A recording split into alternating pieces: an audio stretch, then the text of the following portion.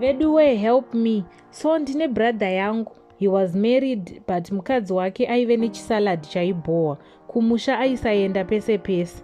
Bhudhi pavakazoita mumwe takafara. Aifarira kuenda kumusha, but after a few months akatanga kuchinja futi. Ave rude kupfuura wekutanga uyu. Uyu wepiri akazoenda akatakura midziyo yese, akatakura nemari yeraundi yaive mumba. Mukoma vakasara havo vachirarama vega. Basa rakabva rapera neCovid. Pashamwari dzavo hapana kana akavabatsira, vaingotenderera muhama, but munongoziva hama zvadzinoita futi kana usina mari. Vakazoti regai vanokumbira ruregerero kufirst wife.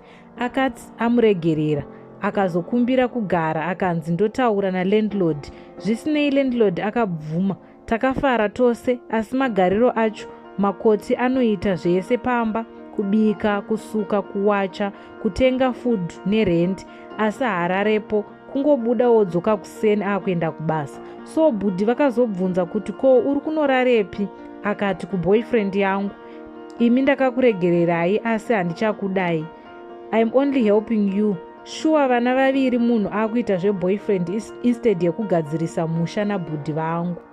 Takambozama kutaurawo naye akati I moved on. I'm just helping father of my kids.